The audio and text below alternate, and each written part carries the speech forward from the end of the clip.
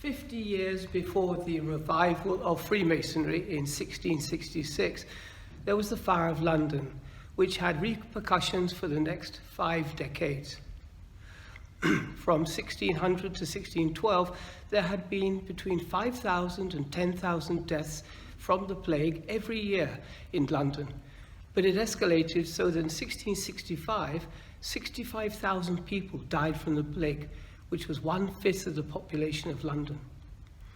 Then in September 1666, a fire broke out in Pudding Lane in the south of the old city of London, and fanned by intense winds, quickly spread. It took 5 days to bring the fire under control. In all, about 13,000 buildings were destroyed, including St. Paul's Cathedral and 87 churches, covering an area of about 60% of the city. But on the other hand, the fire had burned away slums, open sewers, and the remnants of the plague. In 1667, the first Building Act was passed, dictating that future buildings in London had to be made from stone, not wood, with only door and window frames allowed in wood. And in 1677, the Worshipful Company of Masons was incorporated to help organize labor and materials.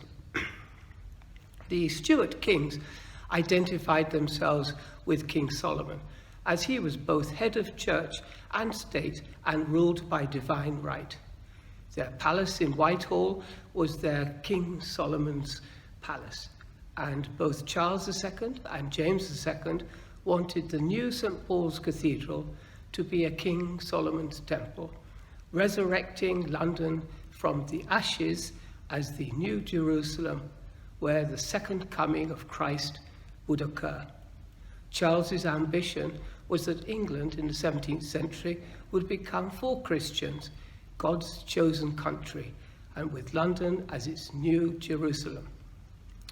Charles II saw the Great Fire as an opportunity to rebuild London to match the splendor of Paris with wide boulevards like the Champs-Élysées. Starting as a Roman town in 50 AD, London had grown over many centuries, expanding organically without town planning. As a result, the streets were narrow, and by the 1670s, it was thought to be unfit as the capital of England.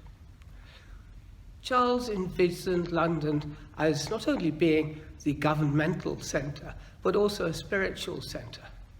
He started renovations to the city to establish the ideal Christian city, the New Jerusalem, with the centre of this spiritual city being St. Paul's Cathedral, for the sole purpose of preparing the world for the second coming of Christ. The king wanted London to be redesigned not only on spiritual but also cosmic principles, with St. Paul's Cathedral as the axis mundi. This axis served as a celestial pillar connecting heaven and earth, but had been destroyed with the collapse of the spire of the old St. Paul's Cathedral. By rebuilding the cathedral and the axis, man was then reconnected to the greater consciousness of heaven. As I explain in my book, St. Paul's was rebuilt using the Tree of Life as a template. And the Tree of Life was also considered for a new street plan for the city, though Charles finally rejected it due to the cost of buying up privately held land. St. Paul's Cathedral was completed in 1711, and the revival of Freemasonry was proposed in 1716. To the English, even now, one of the most important pieces of religious music is the anthem Jerusalem.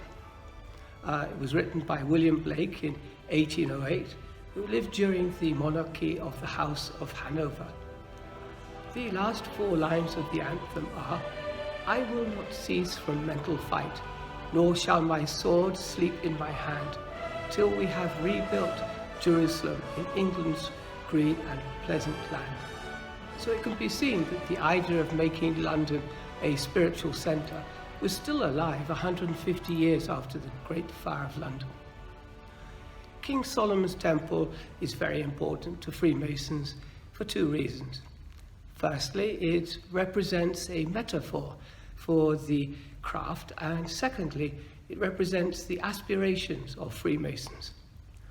The number 3 is also important to Freemasons, representing, among other things, the Holy Trinity, the 3 degrees of the fraternity, and also the 3 stages of life. As King Solomon's temple was destroyed twice, the 3rd temple is for Freemasons to build. This is not a physical place, but rather a spiritual one, a place in a Mason's heart where he will meet God, as explained in the Bible. Thank you.